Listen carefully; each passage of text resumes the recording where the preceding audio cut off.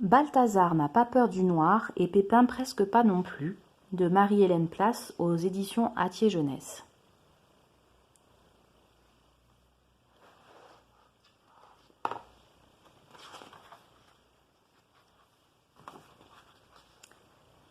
Il faisait nuit, c'était une belle nuit étoilée. Balthazar et Pépin s'étaient assis sur le banc du jardin à l'arrière de la maison. « Tu sais, Pépin, dit Balthazar, ce que j'aime le plus dans la nuit, c'est la lune. »« Moi, c'est les étoiles, dit Pépin, parce qu'il y en a plein. Même s'il y en a une ou deux qui s'éteignent, il y en a toujours des milliers qui brillent dans le ciel. »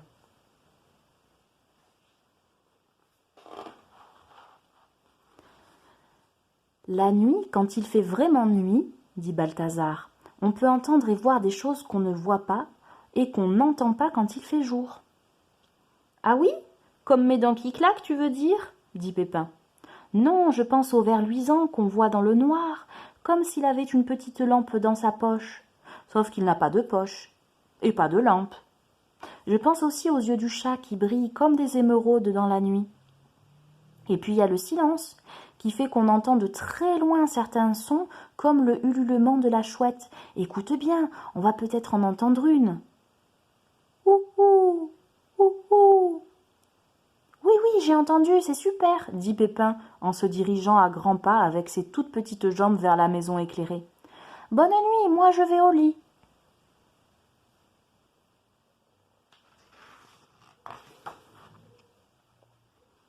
Balthazar s'est couché. Il lit encore une page de son livre favori, La vie des chauves-souris et des vers luisants. Puis il bâille et éteint la lumière. La chambre s'emplit de nuit. C'est un moment très agréable, se dit Balthazar. Il ferme les paupières et sourit en pensant à la lune et à la petite lampe des vers luisants. Bonne nuit, Pépin.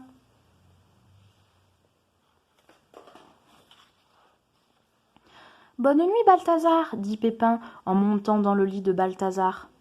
Mais Balthazar a sommeil et a très envie de s'endormir. Alors il se lève, prend Pépin dans ses bras et le repose doucement dans son petit lit. Il lui fait un bisou et lui dit bonne nuit. Puis il ferme les rideaux et retourne se coucher.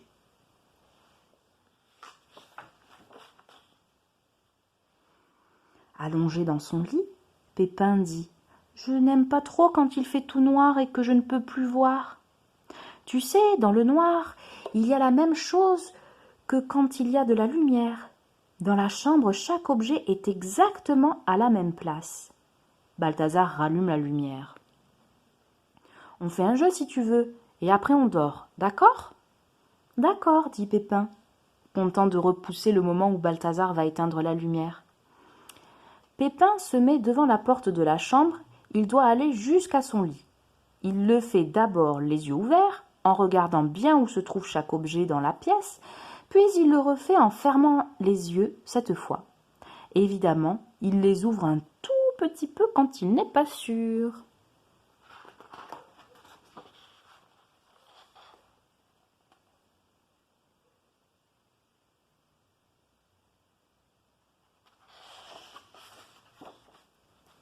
Puis, Balthazar éteint la lumière et Pépin refait le chemin dans le noir.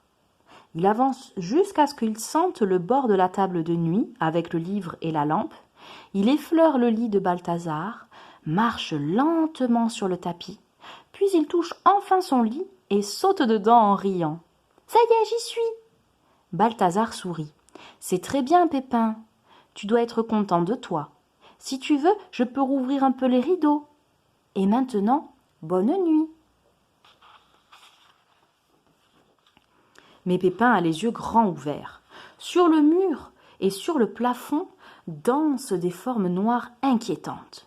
« Et ça, c'est quoi ?» se demande-t-il. « C'est pas un ver luisant ni une chouette, ça. »« Balthazar » murmure Pépin. « Tu dors ?»« Chut, dors maintenant, Pépin, si tu veux être en forme demain et avoir une bonne journée. »« Il y a un fantôme tout noir qui danse sur le mur. » Balthazar ouvre les yeux et rit si fort que Pépin sursaute. « Ce n'est pas drôle, je n'aime pas les fantômes du tout, dit Pépin. »« Mais enfin, Pépin, ce sont des feuilles.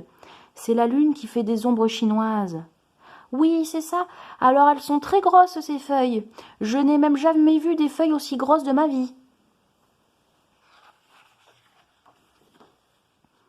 Bon, écoute, Pépin. Parce que c'est toi et que je t'aime bien, je vais te montrer comment on fait des ombres chinoises. Mais après, c'est promis, tu dors, d'accord? Oui, oui, promet Pépin, tout content de repousser encore un peu le moment de dormir. C'est promis, juré. Balthazar allume sa lampe de poche et la pose sur le rebord de la table de nuit. Il commence à faire des drôles de choses avec ses mains, en les emmêlant, puis en les remuant. « Regarde, Pépin, dit-il. Il fait alors bouger les oreilles, la truffe et la gueule d'un loup qui prend vie sur le mur. « Waouh !» fait Balthazar en hurlant. « C'est le loup ! Et là, c'est le coq. Cocorico !» dit-il en remuant ses doigts comme si le coq ouvrait et fermait le bec.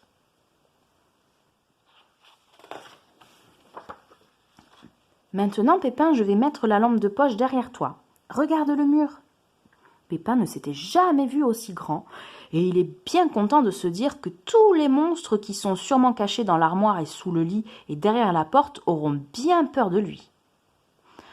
Bon, allez, au lit, Pépin, et cette fois tu dors, tu as promis. Oui, oui, dit Pépin en se glissant sous sa couette à carreaux toute douce. Bonne nuit, bonne nuit, bonne nuit et bonne nuit.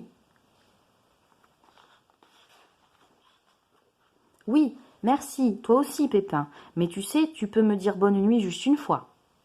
Je dis aussi bonne nuit aux monstres cachés dans l'armoire, à ceux sous le lit et à celui qui est derrière la porte.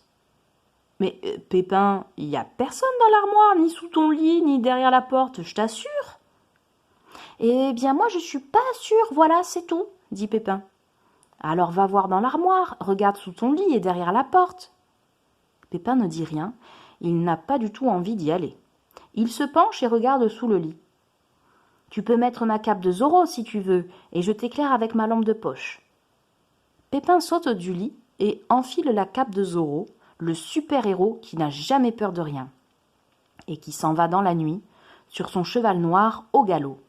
Il ouvre l'armoire, il entre dans l'armoire, et là, dans le noir, il voit...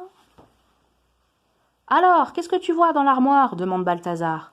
Pépin ne voit rien. Mais dans le noir, il imagine qu'il voit tout ce qu'il redoute et qui lui fait peur. Que voit-il ? Je vois une araignée toute noire, un loup tout noir, un gros monstre tout noir, une chauve-souris toute noire et une baleine blanche toute noire. Pépin sort de l'armoire. Il regarde derrière la porte de la chambre, ne voit rien ni personne, et se dit qu'il en a assez d'avoir peur de tous ces monstres et qu'il aimerait bien dormir maintenant. Alors sur un ton royal, il ordonne « Ça suffit, tout le monde au lit !» Et vous savez quoi ? Tout le monde lui obéit. « Bonne nuit, tout le monde !» dit Balthazar. « Bonne nuit, Balthazar !» dit Pépin en bâillant. À la lueur des étoiles, Pépin et tout son monde imaginaire s'endorment, un peu serrés, mais bien contents.